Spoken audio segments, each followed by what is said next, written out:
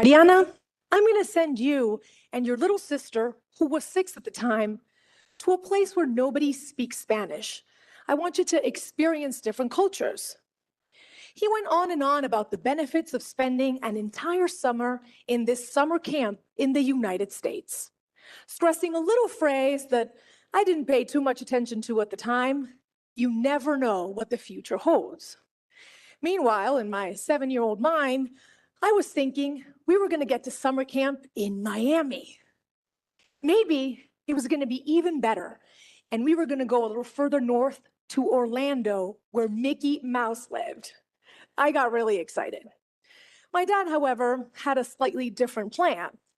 From Caracas, he sent us to Brainerd, Minnesota. Mickey Mouse was not up there. And with no cell phone, no Snapchat or Instagram, I couldn't look up any information. We get there, and one of the first things I noticed was that the other kids' hair was several shades of blonde, and most of them had blue eyes. Meanwhile, this is what we looked like. The first night, the camp director gathered everyone around the campfire and said, "Kids, we have a very international camp this year. The Atencios are here from Venezuela." The other kids looked at us as if we were from another planet. They would ask us things like, "Do you know what a hamburger is?" Or, "Do you go to school in a donkey or a canoe?" I would try to answer in my broken English, and they would just laugh. And I know they were not trying to be mean. They were just trying to understand who we were and make a correlation with the world they knew. We could either be like them or like characters out of a book filled with adventures like Aladdin or The Jungle Book. We certainly didn't look like them. We didn't speak their language. We were different. And when you're 7 years old, that hurts. But I had my little sister to take care of, and she cried every day at summer camp. So I decided to put on a brave face and embrace everything I could about the American way of life. We later did what we called the summer camp experiment for 8 years in different cities that many Americans haven't even heard of. What I remember most about these moments was when I finally clicked with someone. Making a friend was a special reward. Everybody wants to feel valued and accepted, and we think it should happen spontaneously, but it doesn't. When you're different, you have to work at belonging.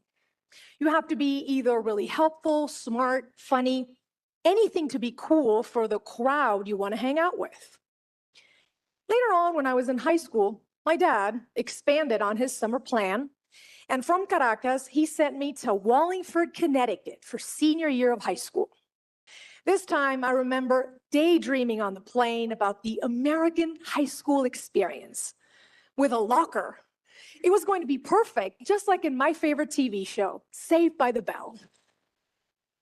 I get there, and they tell me that my assigned roommate is eagerly waiting. I open the door, and there she was, sitting on the bed with a headscarf. Her name was Fatima, and she was Muslim from Bahrain, and she was not what I expected. She probably sensed my disappointment when I looked at her because I didn't do too much to hide it. See, as a teenager, I wanted to fit in even more. I wanted to be popular and maybe have a boyfriend for prom. And I felt that Fatima just got in the way with her shyness and her strict dress code.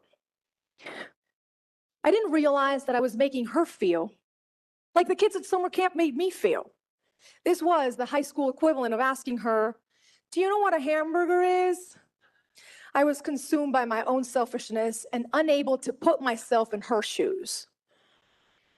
I have to be honest with you, we only lasted a couple of months together because she was later sent to live with a counselor instead of other students. And I remember thinking, "Oh, she'll be okay. She's just different." You see, when we label someone as different, it dehumanizes them in a way. They become the other. They're not worthy of our time, not our problem. And in fact, they, the other, are probably the cause